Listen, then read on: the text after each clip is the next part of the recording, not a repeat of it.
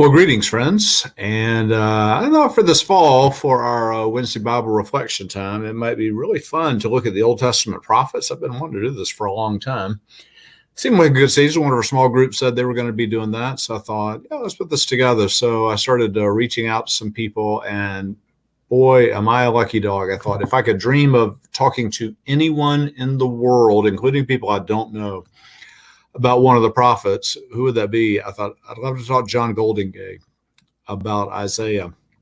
I reached out to him, and lo and behold, he said, "Sure, I'd love to do that. You tell me when." So I think you will enjoy this conversation with this guy. May be the greatest living Old Testament scholar. He's also a great Christian theologian, pastor, and person, and he's very wise. I think you'll enjoy this. All right, friends. So it's my privilege to introduce to you John Goldingay. John, thank you for joining us today. Okay, nice to be with you. And you're in Oxford right now? I am. Not Oxford, North Carolina, but Oxford in the United Kingdom. Not Oxford, Mississippi. No, none of those. I guess our Oxford was named after them. Oh, I'm certain of that. Yes. Oh, that's funny. We're really honored to have you. I feel like I've known you well for years because you're brilliant and prolific. And it's not just that you put out a lot of stuff, which is impressive, but it's of high quality. So I knew those things about you. And then I read some things you wrote about your wife and dementia. And I realized you're also somebody with a big heart. And we'll get back to that later on. And you've written big, thick, multi-volume commentaries that are impressive. And I love your 3-volume Old Testament theology. I devoured every word of that. But then now you've become like the N.T. Wright of the Old Testament. You've done this Old Testament for Everyone series. It's sort of like the old William Barclay series. Were those fun to do? Yes, they were really. Yeah. It's hard to write it. You know all the complex stuff, and then able to put it. Yours is better than Wright's, I would say. But whoa. I'm an Old Testament guy, so Anyhow, but thank you for joining us. I looked this up to be sure this was right. I was correct. You put out a translation of the Old Testament, which you call the First Testament. They asked me to review this for Christian Century. I gave you a good review. Okay, thank you. Yeah.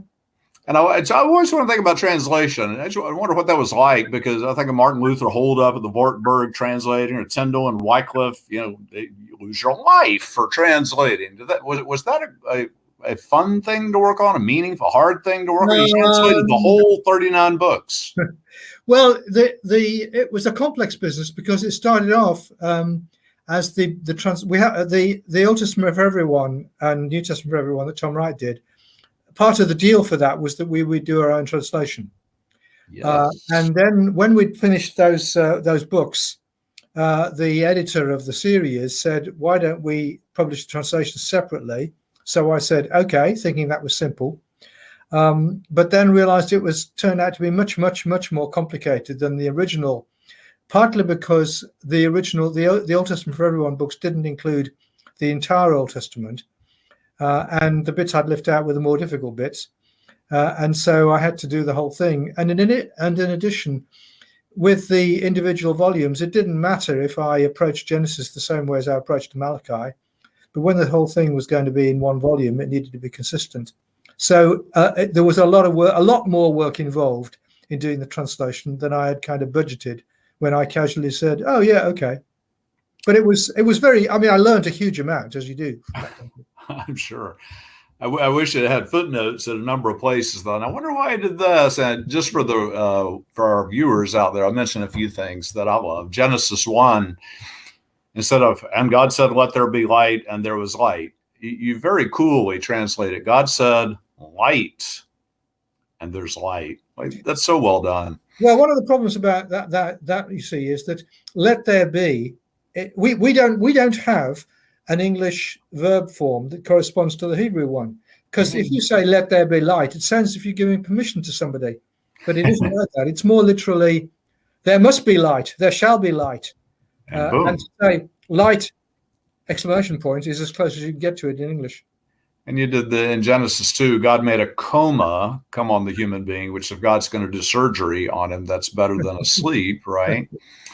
And one other thing I just had to look up, this is sort of an insider thing. I did my PhD with a guy named Roland Murphy that you didn't know, but you knew of him. And he and I used to argue about in the Song of Songs, chapter 8, verse 6. It's got this phrase, the Esh Shalhavet Hayah. And I translated it just as like, that's a really hot flame. That's an intense flame.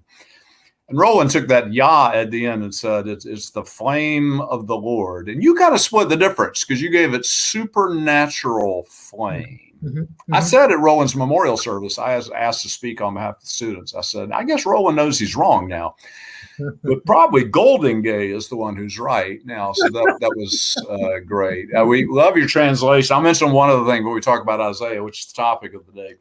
I love this book that you wrote called Do We Need the New Testament? Like you had me at the title because people are like, do we need the Old Testament?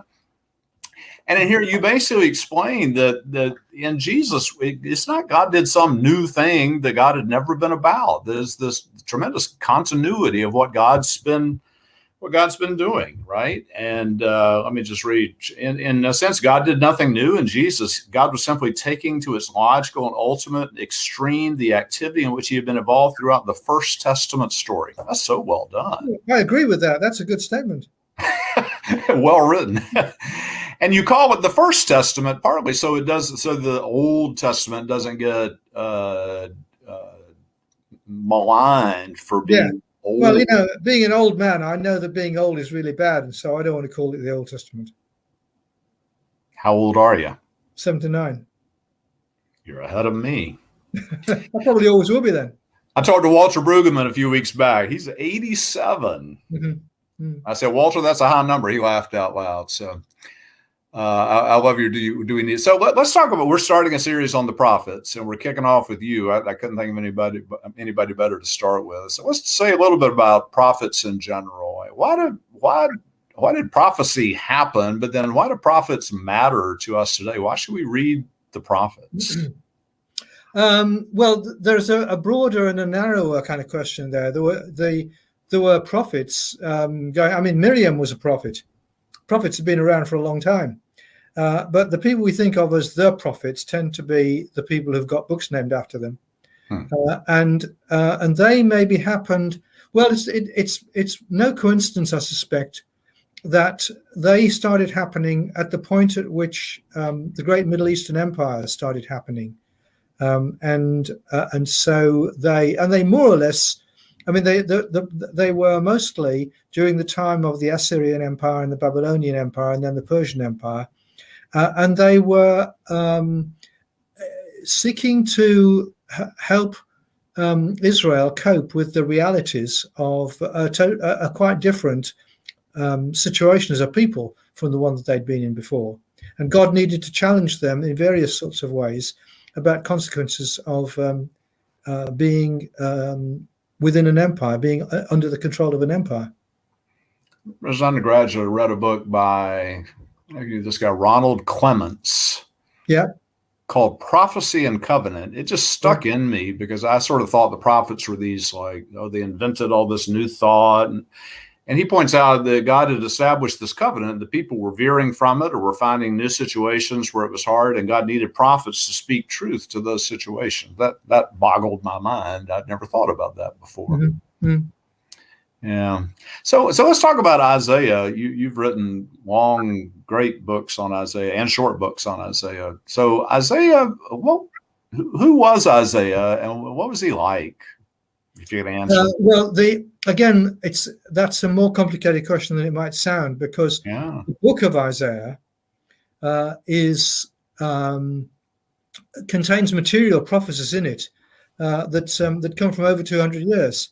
So they weren't all written by one person.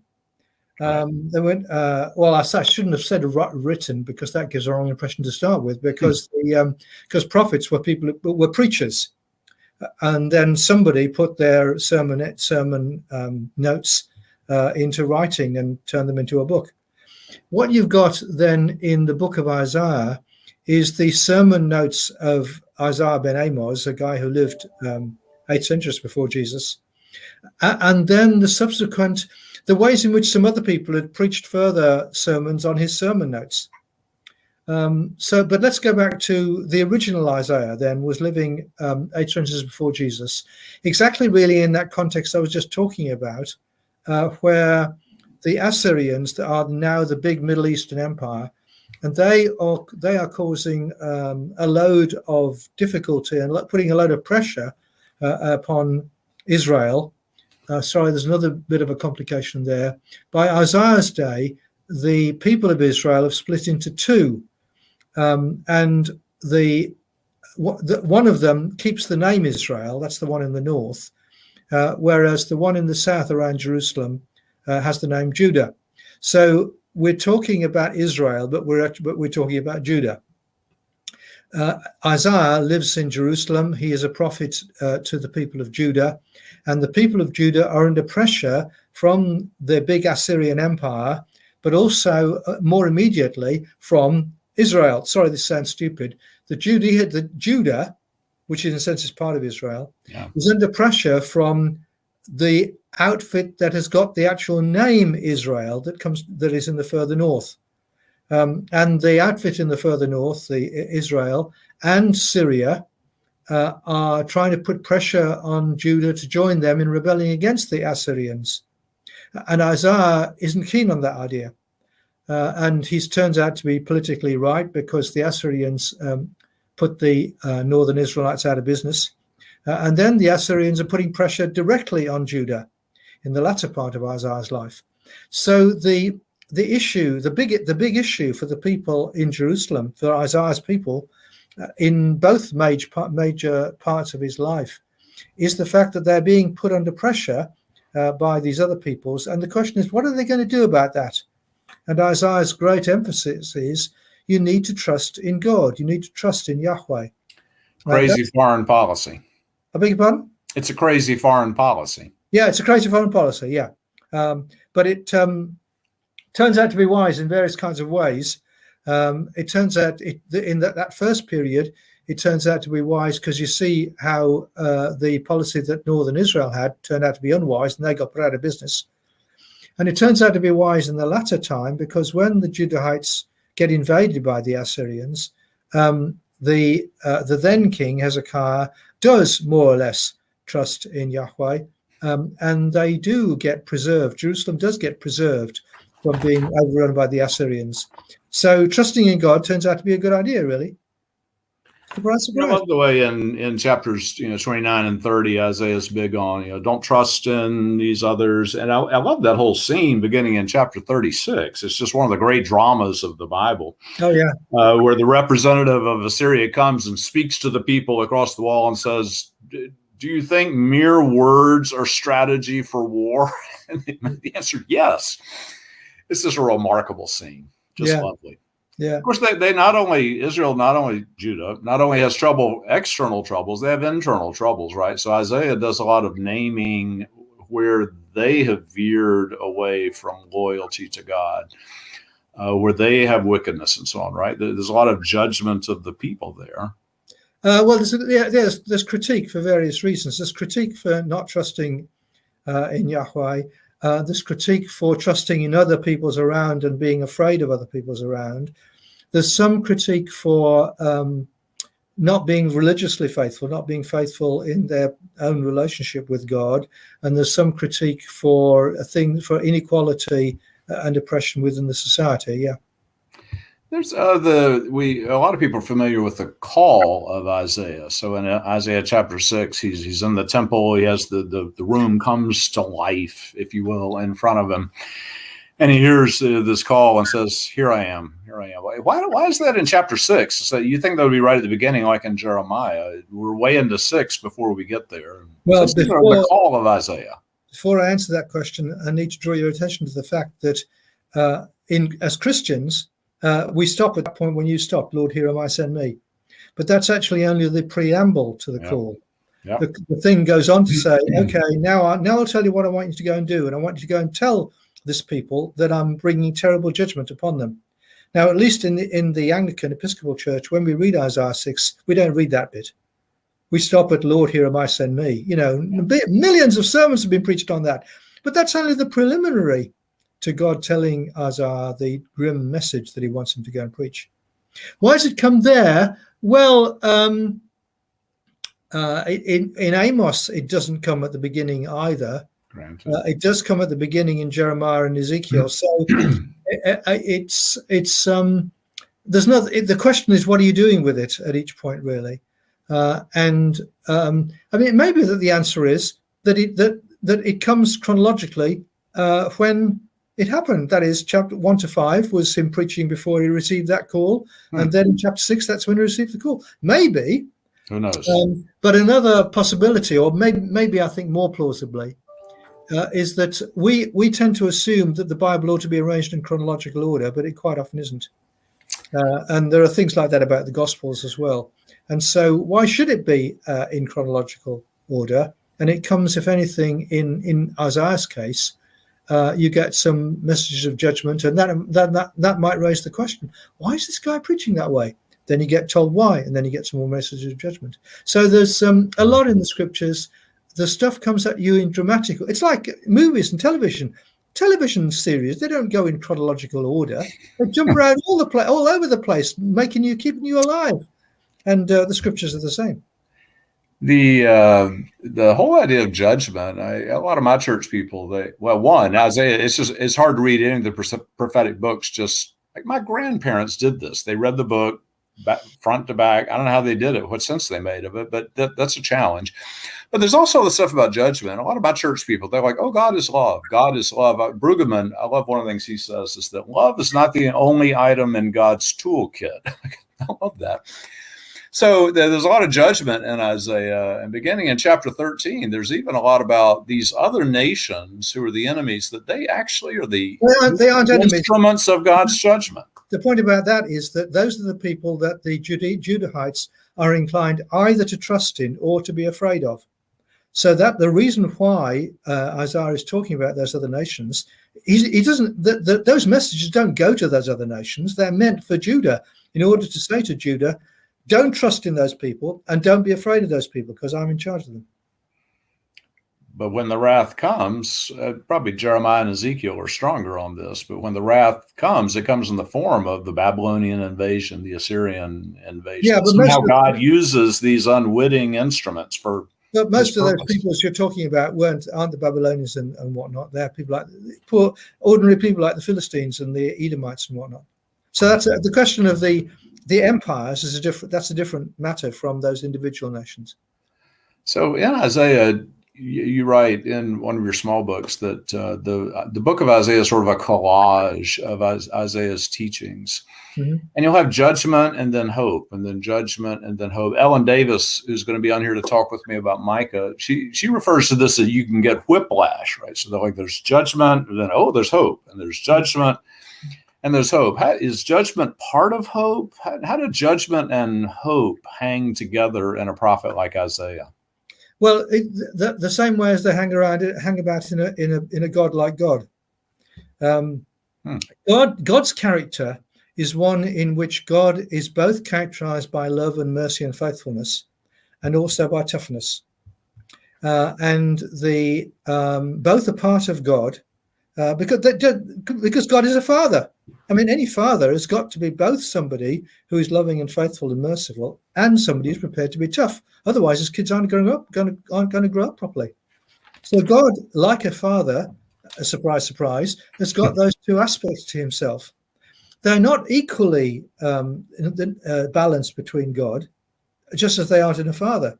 That is, God and a father is more dominated by love and faithfulness and mercy, and less by kind of toughness and willingness to judge. But God's got both of them. And thankfully. So, I'm sorry? Thankfully. I don't know. But anyway, he has.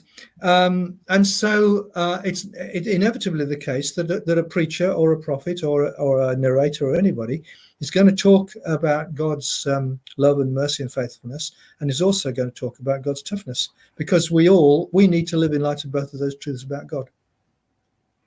I remember sitting in an undergraduate religion class. I didn't know much about Bible or scholarship, and professor explained how basically the first 39 chapters were this guy, Isaiah of Jerusalem from the 8th century. And he said, beginning in chapter 40, we have a prophet from the 6th century. This blew my mind. And I would have to say my favorite, to me, the most beautiful portions of the Bible are in Isaiah 40 to $55. It's just so that's because you don't like the nasty bits, of course. Of course not. Yes. Bits, yeah. And so I remember hearing this lecture and thinking, this is marvelous. And my lifelong friend sitting next to me was mortified and said, this man is a heretic because he thinks the whole book wasn't written by Isaiah. Now, why is that ridiculous? Sorry, why is what ridiculous? Why is it ridiculous to insist that one Isaiah had to have written this whole book?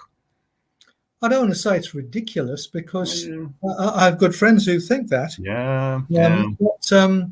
But what I would say is that when you get into about Isaiah 44 and 45, it's talking about Cyrus, the Persian emperor, and it's talking about Cyrus, the Persian emperor, not as somebody who's going to come around in 200 years' time, but as somebody who exists now. So it's 150 years after Isaiah.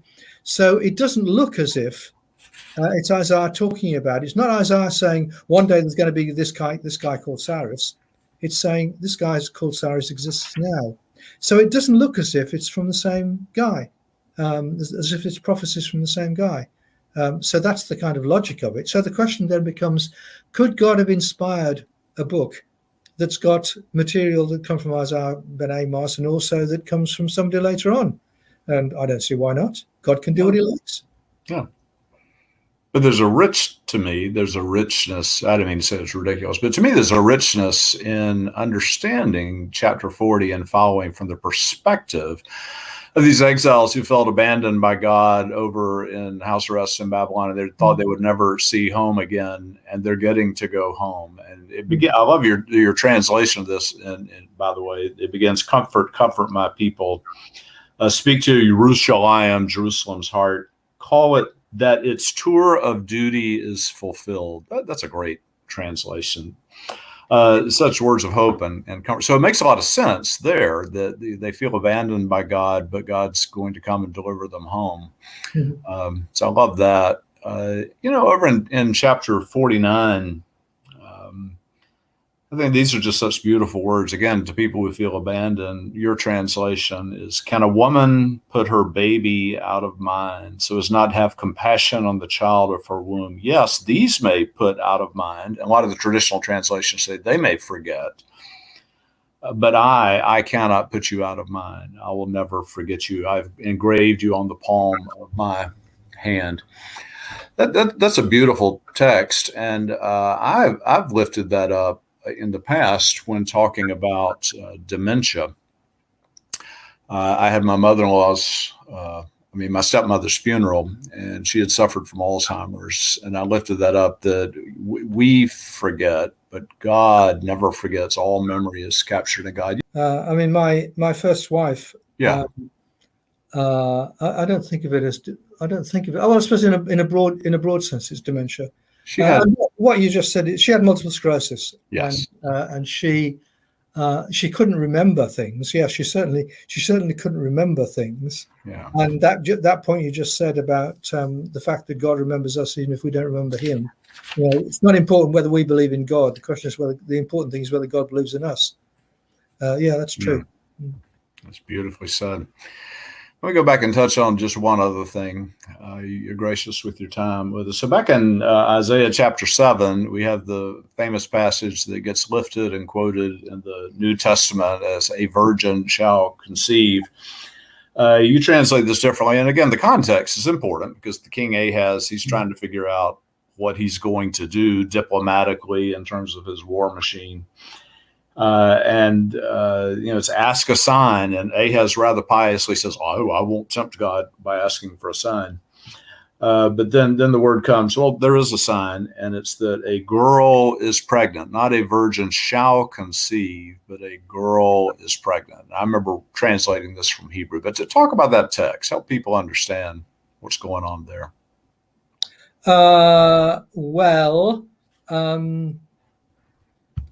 This is, as you say, is a sign that God gives to Ahaz It's a sign about something that's going to happen in his own experience. It therefore, doesn't make sense to think of it talking about something that's going to happen in 800 years' time, 700 years' time, because that wouldn't be a sign for Ahaz. The sign for Ahaz is something that's happening now. But what then happens? The word that I translated "girl," the Hebrew word "alma" means a girl, and the charitable assumption about a teenage girl is that she's a virgin. But this particular text isn't making that point, but